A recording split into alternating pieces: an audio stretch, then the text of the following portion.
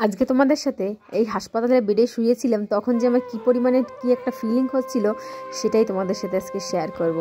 তো যাই হোক বন্ধুরা, আজকে ছিল আমি যেদিন ডাক্তারের ধারে যাব সেদিনকার একটুখানি ভিডিও ক্লিপ এটা ছিল। এরপর থেকে আমি ভিডিওটা আর কন্টিনিউ করতে পারিনি। যাই হোক, যেটা ছিল সেই ব্যাপারটাই তোমাদের সামনে আজকে খুলে বলবো। এখন স্নান দান করে চলে আসছিলাম ঘরে, এসেই কিন্তু মিষ্টিকে রেডি করিয়ে অঙ্গনবাড়ি পাঠাবো। ছেলেকে স্কুলে পাঠিয়ে দিয়েছিলাম। আমরা যেহেতু ডাক্তারের কাছে যাব, ওদের দুজনকে একজনও নেব না। আমার সেদিন ছিল দাঁত উঠানোর প্রথম দিন, মানে যেদিন যাব দাঁত উঠানোর ছিল ওদিনকার। ডাক্তার বলেছে দাঁত উঠাবে, সেদিন যাওয়ার কথা। তো সকাল সকাল যেসব কাজকর্ম সংসারে করে ঠরে চলে আসছি। সেই সকালের কাজকর্ম ব্লগটা তো প্রত্যেক দিনই শেয়ার করি, তো সেজন্য আজকে আর শেয়ার করলাম না আর কি। এখন মিষ্টিকে পাঠিয়ে দিয়ে তারপরে যাব। সত্যি জানি না কার যে কুনজর পড়েছে আমার উপরে। এটা কি মানো কি কেউ মানো না আমি জানি না, কিন্তু আমিও মানি না। তাও মাঝে মধ্যে মনে হয় সত্যি মনে কারণ নজর পড়ে গেছে আমার শরীরের উপরে বা আমার মানে সংসারের উপরে। যেমন করে দেখো, আমি যেদিন থেকে ওয়াইফাইটা এনেছি প্রত্যেকটা বেলা, আমি যখন ওয়াইফাই ছিল না তখন ভাবতাম ওয়াইফাই থাকলে আমি সারাদিন ভিডিও করতাম, কাজকর্ম করতাম, সাথে সাথে ভিডিও করতাম। কিন্তু যেদিন থেকে ওয়াইফাই এসছে তা সেদিন থেকে যেন আমার আর শরীরের বেদনা কমছে না, একটার পর একটা লেগেই আছে আমার সাথে। মানে ভালোটাই হচ্ছে না, সবটাই খারাপ হচ্ছে। জানি না কেন হচ্ছে এরকম। তো মানে কি করলে কি হবে আমি সত্যিই বুঝে পাচ্ছি না। আজ কদিন ধরে এত যন্ত্রণায় ভুগছি না, দাঁতের যন্ত্রণায়, সেটা আর বলার মতো নয়। চোখ মুখ দেখে অবশ্যই বুঝতে পারছো আমার কি যন্ত্রণা। এখন যাব, তার আগে আমি একটু ভাত বসিয়ে নেব, যেহেতু দাঁত উঠাতে যাব। দাঁত উঠাতে গেলে তো ভাত খেয়ে যেতে হবে, কেননা সারাদিন আমার লিকুইডের মধ্যে থাকতে হবে। লিকুইড ছাড়া কিছু খেতে পারবো না। মনের মধ্যে যে কি অশান্তি কাজ করছিল, ভয়তে ভয়তে জীবন মনে বেরিয়ে যাচ্ছিল। ফার্স্ট টাইম আমাকে এরকম ফিল হচ্ছিল যে কি হবে না হবে। দেখো আমরা হচ্ছে বাচ্চা দুটো বাচ্চা হয়েছে, তো ততটা ভয় পাইনি যতটা আমি দাঁত উঠাতে যাব সেই ভয়টা। মানে মনে পড়ছে আর মনের মধ্যে যদি খা খা করে উঠছে, কি করবে, কি হবে, কিভাবে। মানে এই চিন্তা ভাবনা করতে করতে সত্যি অনেকটা কষ্ট লাগছিল। আর ভাবতে ভাবতে আমি এটাই ভাবছিলাম যে দাঁত উঠালে ব্যথা করবে, এই করবে।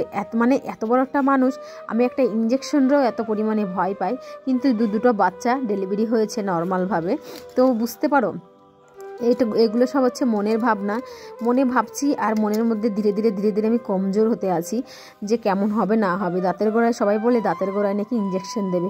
এটা শোনার পরে তো আমার অবস্থা আরও খারাপ হয়ে গেছে। আমি কি করব নিজেই দিশা পাচ্ছিলাম না। তো মনের মধ্যে এত ভয় করছে, তাও সাজুগুজু করছি যেহেতু ডাক্তারের কাছে যেতে হবে। তো ভাবলাম যে চলো কিছু নাই, মনে অনেকটা জোর নিয়ে গেছি। যখন আমি সেটাকে গল্প শেয়ার করি, যখন হচ্ছে ডেলিভারি হতে যাব তখন তো নতুন ছিলাম, কিছুই বুঝতাম না কেমন হবে কি হবে, সেটা তো পরের ব্যাপার, কিন্তু অতটা বুঝতাম না। এখন কি হচ্ছে, এখন হচ্ছে সবাই বলে যে দাঁতের গোড়ায় ইঞ্জেকশন দেবে, অবশ করবে, দাঁত উঠাবে। মানে এই জিনিসটা ভাবতে ভাবতে সত্যি আমার যে এত ভয় লাগছিল মানে বলার মতো নয় আর কি। তো যাই হোক, কিচ্ছু করার নাই, সাজুগুজু করে এখন বেরিয়ে যাব। তোমাদের দাদাভাই আসবে, ও হচ্ছে ডিউটি গেছে, মানে জয়েনিং হয়ে, আর তারপরে হচ্ছে আমাকে এসে নিয়ে যাবে আর কি। তো মোটামুটি শাড়িটা পরে নিলাম, শাড়িটা পরে কোনোরকম একটু রেডি হয়ে, যেহেতু অনেকটা আমাদের এখান থেকে অনেকটা দূর যেখানে যাব, তো সেজন্য সকালে বাসি সমস্ত কাম সেরে, দেখো যতই অসুস্থ হয়ে যতই যা করি না কেন, সংসারে কাজকর্মগুলো তো করতেই হবে। সকালবেলা ছেলেকে পাঠিয়ে দিয়েছি, এখন মিষ্টিকেও পাঠিয়ে দিলাম, কেননা ওগো দুই ভাই বোনের একজনকেও নেব না। আসার সময় ব্যথায় কেনবা আমি যন্ত্রণায় কাতর হয়ে পড়ি, তারও কোনো ঠিক ঠিকানা নেই। আর এত দূর বাইকে বসিয়ে নিজে সামলাইয়ে বসবো না মেয়েকে বসাবো, সের জন্য আর কি নিইনি। মনের মধ্যে অনেক রকমের একই ভয় কাজ করছে, কেন বা বাচ্চা কাচ্চা কোল থেকে পড়ে যায়, হাত পা কাঁপুনির ঠেলায়। যখন না আমি বেড়ে গেছি সেই গল্পটা তোমাদের সাথে আমি শেয়ার করব, এত হাসি পাবে না তোমাদের কি বলবো। তো পুরো ভিডিওটা দেখো, লাস্টের টুকু তোমাদের বলবো যে আমি হচ্ছে ডাক্তারের কাছে যে কি তাল না করেছি আর ডাক্তার আমাকে কি বলেছে, বিশ্বাস করবে না। সত্যি এত মানে বোকা, নিজের পরে মনে মনে হাসি পাচ্ছিল। সত্যি আমি অনেকটাই বোকা, যার জন্য এইভাবে আমাকে আর কি মানে ডাক্তারের সামনে অপ্রস্তুত হয়ে গেছি আর কি। তো যাই হোক, সেটা হচ্ছে দেখো আমি কিন্তু রেডি হয়ে গেছি। এখন চলো রান্নাঘরে যাই, রান্নাঘরে গিয়ে কটা ভাত খেয়ে তাহলে খেতে খেতে তোমাদের সাথে শেয়ার করছি ডাক্তারের সাথে সেদিন, মানে ডাক্তার মানে কি বলদামি করেছি না, সত্যি এটা বলার মতো নয়। তো চলো রান্নাঘরে যাই। যেহেতু দাঁত উঠাবে তো আমি তাড়াতাড়ি করে প্রেশার কুকারে কটা আলু সেদ্ধ ভাত করেছি, যে আজকে ভাত খেলে হয়তো সারাদিন আর কিছু সেরকম খেতে পারবো না। তো সেজন্যই এটা মানে ভাত কটা খেয়ে বাড়ি থেকে যাব। কাকিমা বললো যে কটা ভাত খেয়েই যাও, সারাদিন মানে সেরকম গরম জিনিস কিছুই খেতে দেবে না। আর এই শীতের ভিতরে যদি ঠান্ডা জিনিস খাই একই ঠান্ডা, তো সেজন্য ভাবলাম যে চলো তৃপ্তি মিটিয়ে কটা ভাত খেয়ে যাই, কখন আর ভাত খেতে পারবো কি পারবো না। তো সেজন্য আর কি মানে ভাত কটা খাবো আর কি। এখানে একটু আলু সেদ্ধ আর সরষের তেল দিয়ে কাঁচা লঙ্কা একটা ডলে দিয়ে, বিশ্বাস করবে না এত ভালো খেয়েছি। কিন্তু একটা খারাপ কথা কি জানো, খেতে পাচ্ছিলাম না গো। দাঁতের এই পাশটাও ব্যথা, দাঁতের ওই পাশটাও ব্যথা।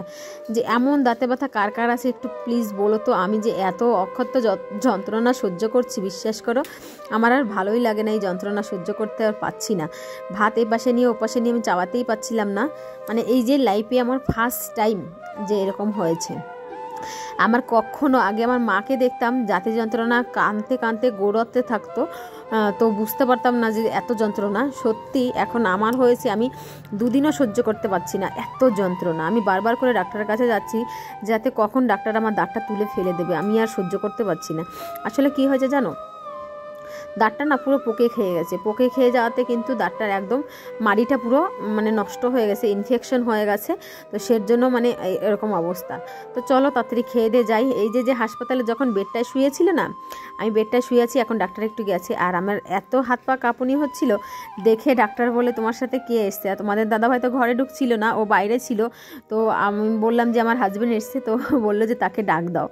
তো মানে আমার কাঁপুনি দেখে ডাক্তারও মানে হেসে দিয়ে বলল যে তোমার হাজব্যান্ডকে ডাক দাও। তো এত মানে ভয় পেয়ে গেছি। এই যে মেশিন যন্ত্রপাতি, জীবনে কখনো এরকম যন্ত্রপাতি মেশিনের তলে শুইনি গো। এই যে ফার্স্ট টাইম দাঁতের যন্ত্রণার জন্য এত বড়টা মেশিনের সামনে, যন্ত্রপাতির সামনে শুয়ে আছি। আর আমার তো সাহস হয়নি ডাক্তারের সামনে ভিডিও করার। ডাক্তার যেহেতু একটু বাইরে গেছে আর আমি তখন একটু ভিডিও ক্লিপটা তুলে নিয়েছি। মানে নিজেকে নিজে এখন বোকা মনে করছি না কি হয়েছে বুঝতেই পারছিলাম না। এই যে ফার্স্ট টাইম এইভাবে বেডে এত মেশিনপত্রের সামনে শুয়ে আছি না, এটাই আমি ঘাবড়ে গেছিলাম আর কি। তো আমার নিজেরই হাসি পাচ্ছিল। তো ভিডিওটা কেমন হয়েছে কমেন্ট করে জানাবে। টাটা।